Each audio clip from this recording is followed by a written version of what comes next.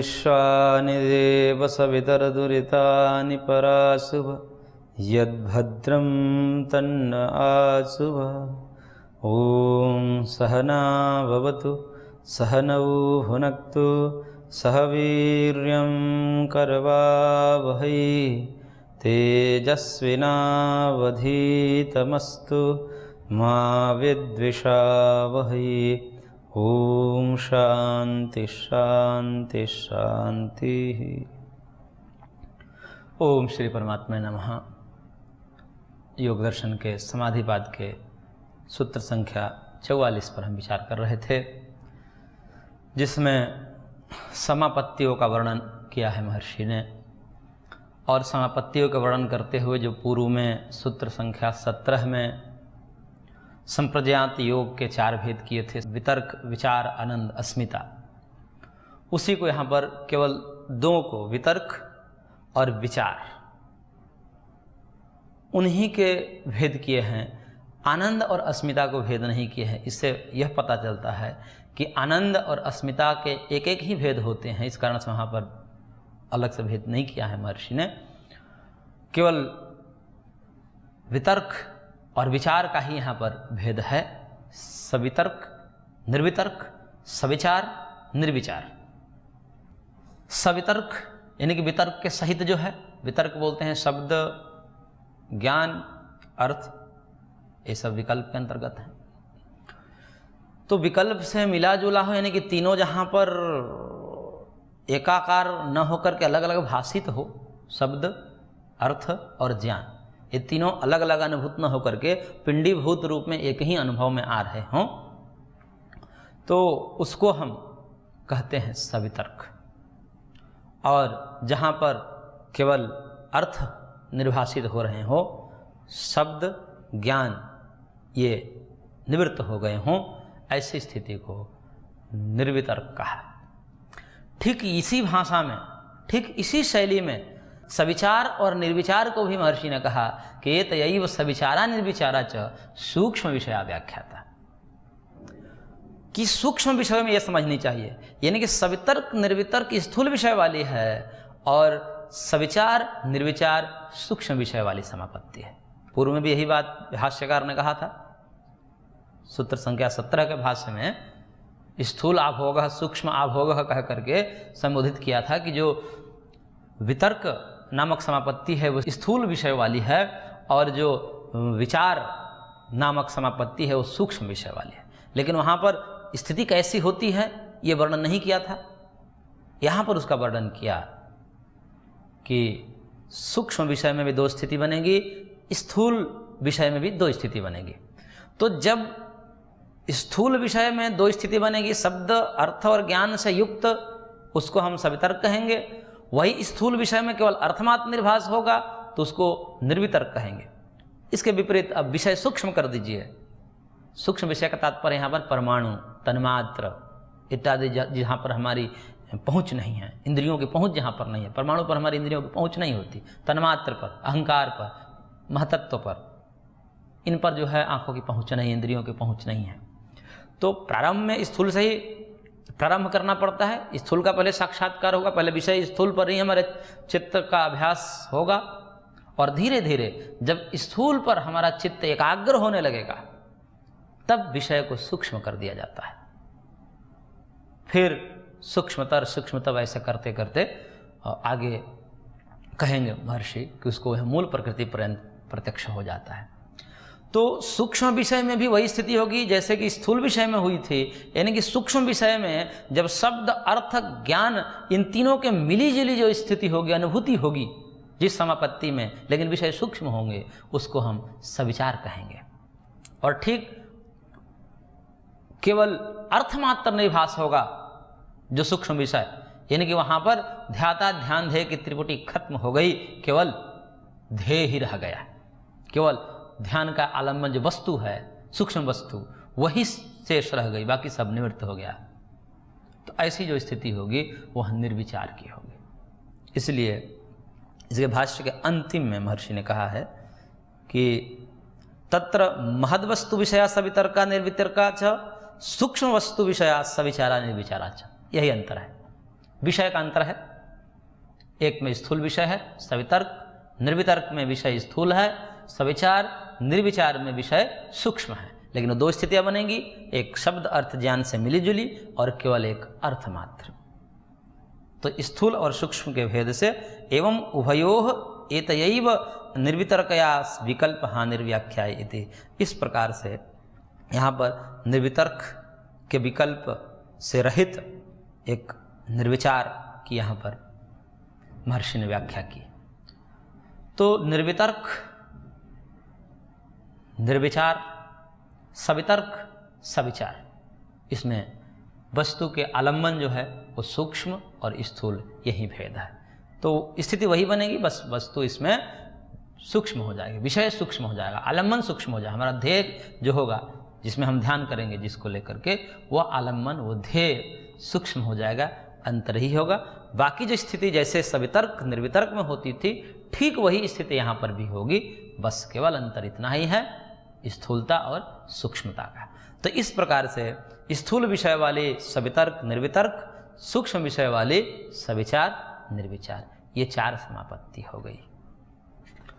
और इसका जब अभ्यास हो जाएगा, यानी कि सूक्ष्म विषयों में, सूक्ष्म विषयों का मतलब सविचार निर्विचार, जब इसमें हमारा चित्त एकाग्र होने लगेगा और तत्त वस्तु के आकार के आकारित होकर के और तद्रूप हो जाएगा, यानी कि ध्याता ध्यान और ध्येय की त्रिपुटी नष्ट हो जाएगी, केवल ध्येयमात्र निभास होने लगेगा, उसी को अर्थमात्र निभास कहा।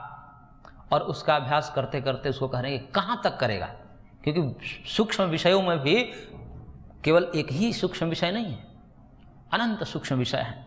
जैसे हम स्थूल विषयों को देखें, ये घटपट आदि स्थूल विषय हैं जो हमारे आंखों के सामने दिख रहे हैं।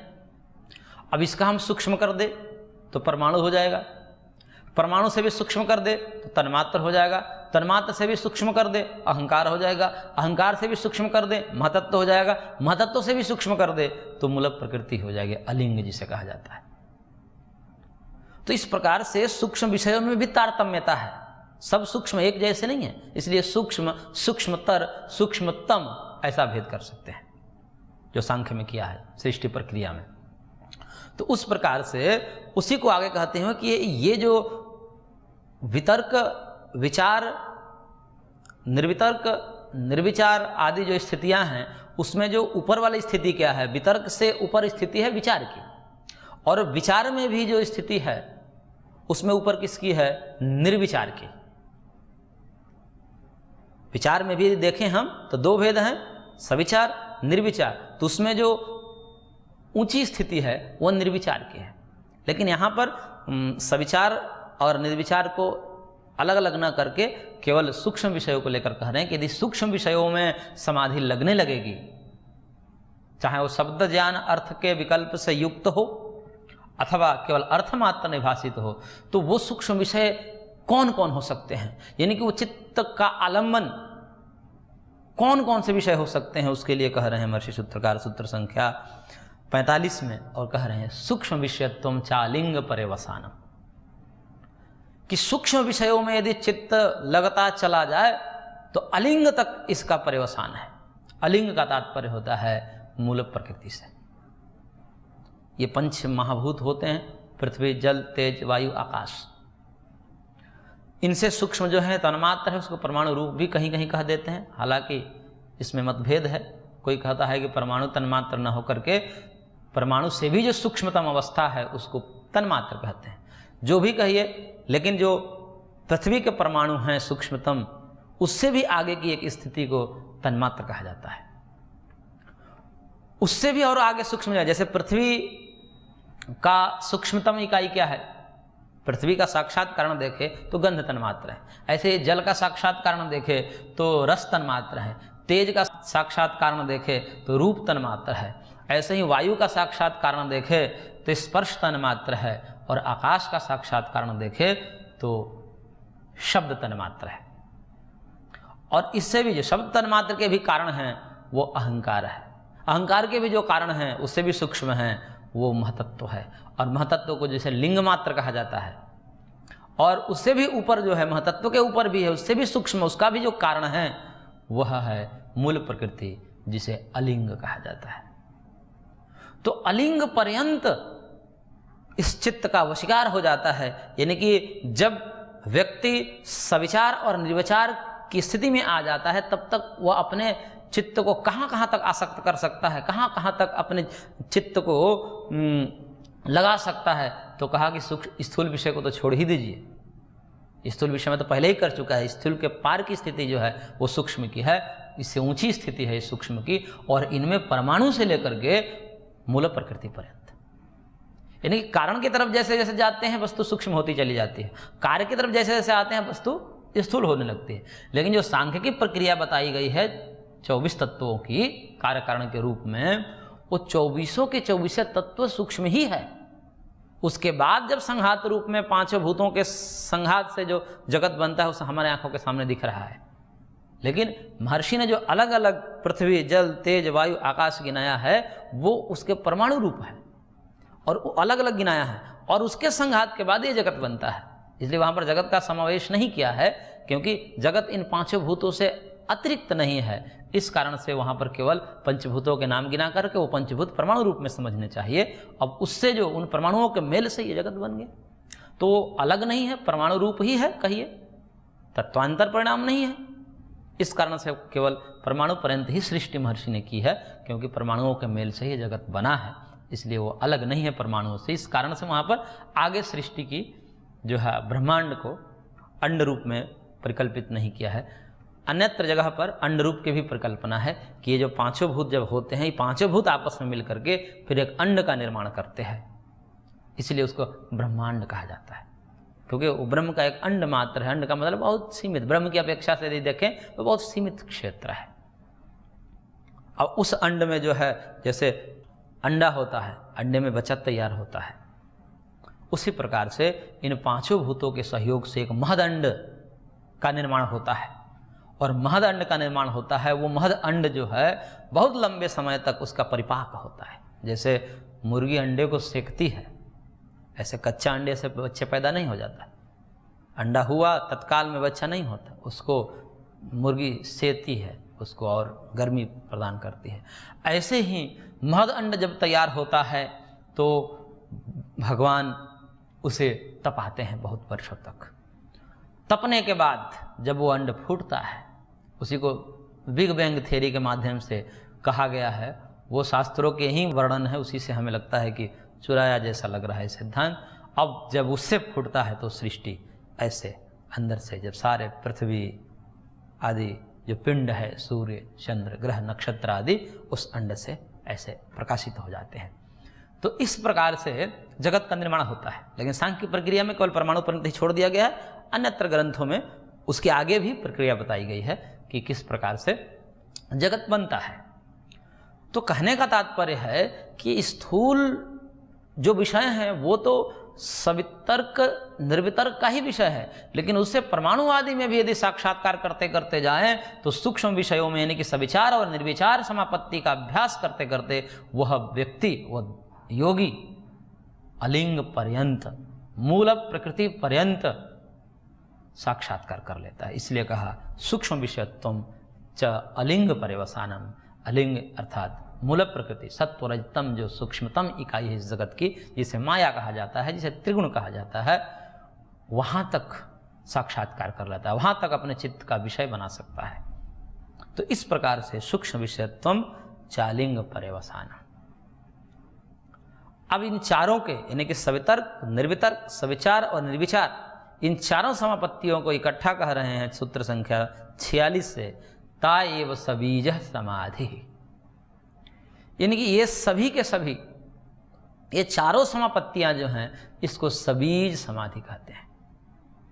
सबीज, बीज का मतलब यहां पर आलम्बन से है। चित्त यहां पर आलम्बन, चित्त का कुछ न कुछ यहां पर आलम्बन है, चाहे वो आलम्बन स्थूल विषय हो अथवा सूक्ष्म विषय हो। चित्त सालम्बन बना हुआ है, यानी कि आलम्बन के सहित है, निरालंबन नहीं हुआ है। तो निरालंबन न होने के कारण इसको सबीज समापत्ति कहा जाता है, उसी को सबीज समाधि। यहां पर समाधि शब्द कहा है, इसलिए यह पता चलता है कि ये चारों के चारों समापत्तियां ही समाधि शब्द से यहां पर यानी कि समाधि ही समापत्ति शब्द से कहा गया है, इसलिए समाधि और समापत्ति में कोई अंतर नहीं देखना चाहिए। यदि अंतर देखना भी हो तो हमने जो पूर्व में कहा था कि एक तरफ वृत्ति निरोध की दृष्टि से कहा जाता है वो योग हो जाता है, और एक तरफ वृत्ति की स्थिति में जो कैसी अनुभूति होती है, शब्द अर्थ ज्ञान के विकल्प से होती है अथवा केवल अर्थाकार कारित अर्थमात्र निर्भास होता है, इस दृष्टि से यदि विचार करते तो उसको समापत्ति कह दिया जाता है। तो निरोध और यानी कि वृत्तियों का क्षीण होना उसके निरोध कहते हैं। क्षीण के दृष्टिकोण से संप्रजात आदि भेद कर दिए जाते हैं, उसको समाधि कह दिए जाते हैं। और उदित यानी कि वृत्ति उदित होती है, सात्विक वृत्ति उदित रहती है संप्रजात समाधि में, उसका नष्ट नहीं होता, वो वृत्ति नष्ट नहीं होती, यानी कि वृत्ति मात्र का अभाव नहीं होता संप्रजात समाधि में, वो वृत्ति बनी रहती है। इसलिए उस वृत्ति का विषय क्या है, यदि वृत्ति का विषय देखिए, वृत्ति दो प्रकार से हो सकती है, वृत्ति निरालंबन भी हो सकती है, वृत्ति सालंबन भी हो सकती है। यहाँ पर चूंकि स्थूल और सूक्ष्म विषय हैं इसलिए वृत्ति सालंबन वाली है, विषय सहित वृत्ति है, यानी कि इन वृत्तियों का विषय है। इसके अतिरिक्त बिना विषय के भी वृत्ति बन जाती है, जैसे आनंद और अस्मिता। आनंद और अस्मिता जो है वो ग्रहण और ग्रहिता नामक समापत्ति है, समाधि है। तीन कहा था समापत्ति में, ग्रहण, ग्राह्य और ग्रहिता। तो ये जो चारों समापत्तियां हैं ये सबीज समाधि के नाम से जानी जाती हैं, क्योंकि इसमें आलंबन है, चाहे वो आलंबन सूक्ष्म हो अथवा स्थूल हो, आलंबन बना है, इसलिए इनको सबीज समाधि कहते हैं। और यह ग्राह्य विषय वाली समापत्ति है, यानी कि ग्राह्य, ग्रहण और ग्रहिता ये तीन भेद किए गए हैं, उसमें से जो ग्राह्य है उस ग्राह्य के यहाँ पर चार भेद कर दिए, सवितर्क, सविचार, निर्वितर्क, निर्विचार, ऐसे चार भेद कर दिए। तो ये केवल ग्राह्य विषय वाली समापत्ति है, आगे ग्रहण और ग्रहिता का उल्लेख नहीं किया है, वो पूर्व में ही महर्षि ने कर दिया है। तो यहां पर केवल चार ही का किया है, बाकी जो समापत्ति हैं, बाकी जो समाधि हैं, कौन सी, एक आलंबन वाली है जिसे सानंद समाधि, सानंद तो नहीं कहेंगे उसको क्योंकि महर्षि ने उसके भेद नहीं किया, सानंद, निरानंद और सास्मिता, निरस्मिता ऐसे भेद नहीं होते हैं, क्योंकि यदि ऐसे भेद होते तो महर्षि यहाँ पर अवश्य करते। केवल वितर्क और विचार को ही सवितर्क, निर्वितर्क, सविचार, निर्विचार करके चार भेद किए गए हैं। बाकी जो आनंद और अस्मिता नाम की जो समाधि थी उसका भेद नहीं किया है, इसलिए वहाँ ये नहीं समझना चाहिए। कई यहाँ पर व्याख्याकारों का मतभेद है कि उसी के, क्योंकि यहाँ पर वितर्क और विचार के ही भेद किए हैं दो दो, तो इसी क्रम में वो आनंद और अस्मिता के दो दो भेद कर देते हैं, और दो दो भेद करके कुल मिला करके जो है 8 बना देते हैं, 8 समापत्ति बना देते हैं। परंतु ऐसा महर्षि का तात्पर्य नहीं है, महर्षि ने कहीं कहा नहीं है, इसलिए जितना कहा है उतना ही लेना चाहिए।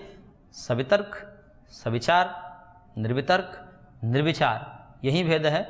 आनंद और अस्मिता के सानंद, निरानंद अर्थात सास्मिता और निरस्मिता ये सब भेद नहीं है, इसलिए उसके भेद यहाँ पर महर्षि को यदि अभिधेय होता, अभिष्ट होता तो अवश्य कह देते, कहने में क्या समस्या थी, जब यहाँ कर ही रहे थे। इसी प्रसंग में अस्मिता और आनंद नामक जो समाधि है उसकी भी व्याख्या कर देते, परंतु नहीं किया है, इसलिए हमें केवल इतने ही समझना चाहिए। तो इस प्रकार से जो सबीज समाधि है ये ग्राह्य विषय वाली है, 3 विषय वाली समाधि है।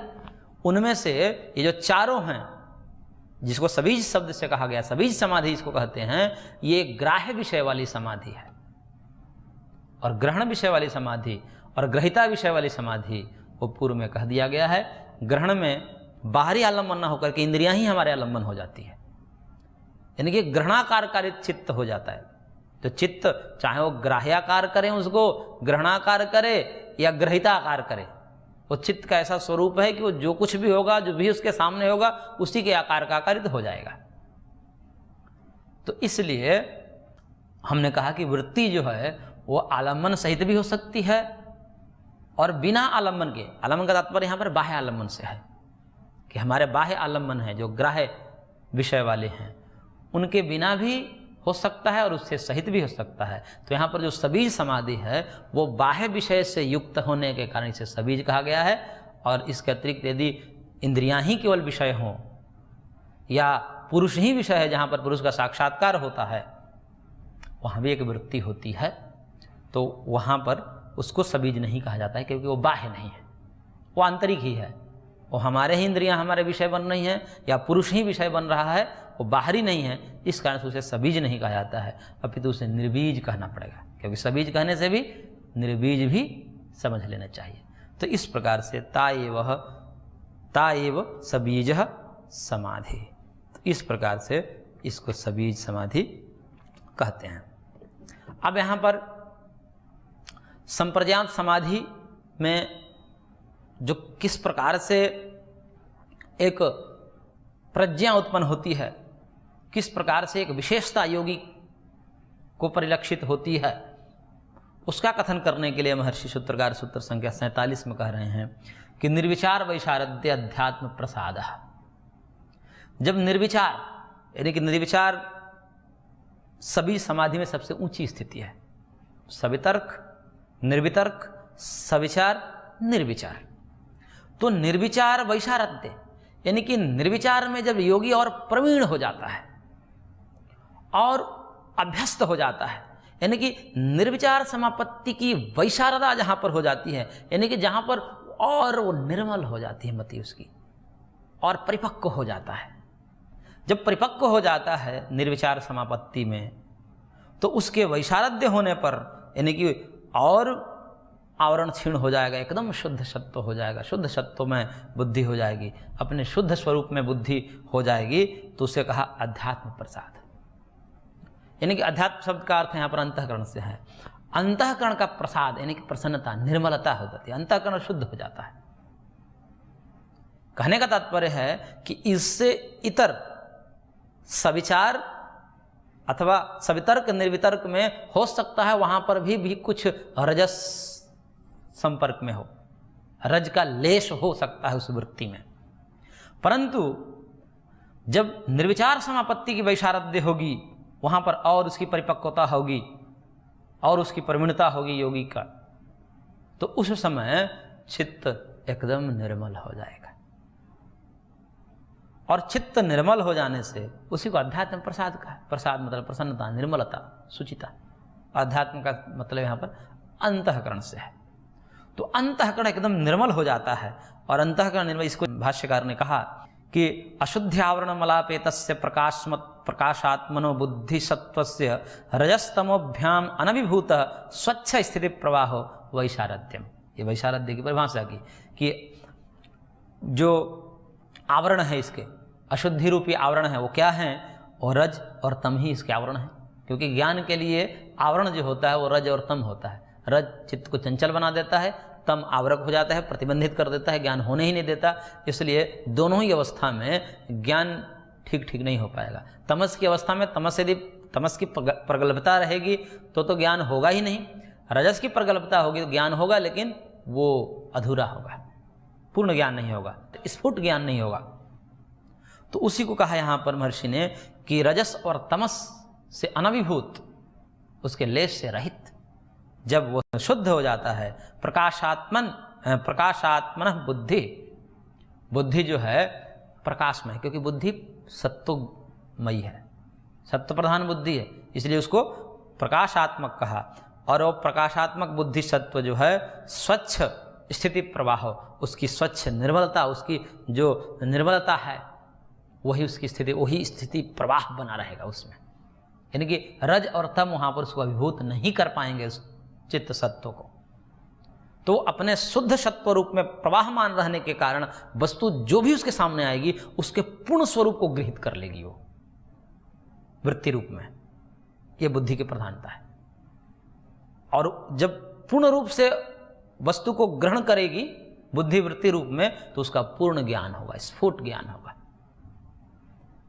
और वही परम ज्ञान है। इसलिए कहा कि ये वैशारद्य है। और यदा निर्विचारस्य समाधे वैशारद्यम इदम जायते तदा योगिनो भवत्यध्यात्म प्रसादो भूतार्थ विषय कर्म अनुरोधी स्फुट प्रज्ञानो का। इस प्रकार से जब योगी के निर्विचार समाधि की वैशारद्य होगी, इसके निर्मल स्थिति प्रवाह जब बनेगा, तब योगी को अध्यात्म प्रसाद होगा। और अध्यात्म प्रसाद में क्या होता है? भूतार्थ विषय, यानी कि अर्थ जो है, पदार्थ है, जो भी हम ध्यान में विषय ले रहे हैं, उस विषय का यथाभूत ज्ञान होगा, जैसी वस्तु है उसका वैसा ही ज्ञान होगा। और कर्म अननुरोधी, कर्म का भी कोई अनुरोध नहीं रहेगा कि भाई क्रम से ही ज्ञान होगा, अक्रम से भी ज्ञान हो जाएगा, एक साथ बहुत सारे विषयों का भी ज्ञान हो सकता है। सामान्य रूप से जागृत काल में ऐसा नहीं होता है। इंद्रियों के माध्यम से, इंद्रियों का तो नियम है कि क्रम से ज्ञान होगा, एक साथ सबका ज्ञान नहीं हो सकता। लेकिन इस स्थिति में जब निर्विचार की वैशारध्य हो जाएगी तो एक साथ भी ज्ञान हो सकता है। उसी को कहा स्फुट प्रज्ञालोक। स्फुट मतलब स्पष्ट, प्रज्ञा का आलोक, ज्ञान का प्रकाश यहाँ पर होगा। और तथा च उत्तम, इसके लिए कहा है शास्त्र में कि प्रज्ञा प्रसादम आरुह्य असोच्य सोचतो जनान भूमिष्ठानि शैलस्थ्य सर्वान प्राज्ञ अनुपश्यति, कि प्रज्ञा प्रसाद पर आरोही होकर, यानी कि इस अध्यात्म प्रसाद रूपी एक निर्मल स्थिति प्रवाह है चित्त की, उस पर आरोही होकर के, बैठ करके, उससे युक्त होकर के, ये असोच्य, असोच्य मतलब शोक रहित होकर के, ये सोचतो जनान, यानी कि जो शोक युक्त जन है उसको कैसे देखता है? जैसे भूमिष्ठानि शैलस्थ्य, जैसे शैलस्थ व्यक्ति है, शिखर पर बैठा व्यक्ति है, नीचे जो भूमि पर चल रहे हैं व्यक्ति को देखता है। वो कैसे देखता है? दूर दूर तक स्पष्ट देखता है। जो ऊपर होता है वो अपने नीचे वाले को दूर दूर तक देख लेता है। तो इस प्रकार के उस स्थिति में बैठ करके, जैसे वो शिखर पर बैठा हो और बाकी लोग कैसे हों? भूमि पर रेंग रहे हों।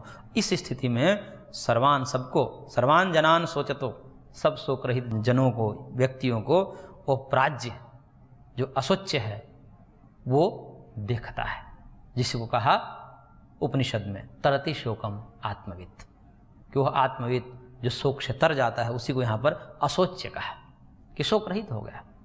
अब इसकी स्थिति ऐसी होगी कि जब चाह रहा है किसी विषय को देखना, चाहे वो स्थूल हो या सूक्ष्म हो, सबको देख ले रहा है, स्पष्ट रूप से देख ले रहा है, कोई उसमें आवरण नहीं है और कोई क्रम नहीं है, एकदम स्पष्ट ज्ञान कर लेता है। तो इस प्रकार से इसकी स्थिति होती है। और ऐसी स्थिति में इसको प्राज्ञ कहा कि ऐसे प्रकृष्ट ज्ञानवान जो योगी हैं वो इस अध्यात्म प्रसाद से युक्त होकर के सब कुछ स्पष्ट देख लेता है। उसी को आगे कहेंगे कि इस बुद्धि को ऋतंभरा प्रज्ञा कहते हैं। को ऋतंभरा प्रज्ञा कैसी होती है उसका वर्णन आगे किया जाएगा। यही स्थिति है, इसी स्थिति का एक नाम दे दिया जाता है ऋतंभरा प्रज्ञा, उसको हम आगे वर्णन करेंगे। आज की कक्षा को यहीं पर विराम देते हैं, शेष अगले अंक में। ओम शांति शांति शांति।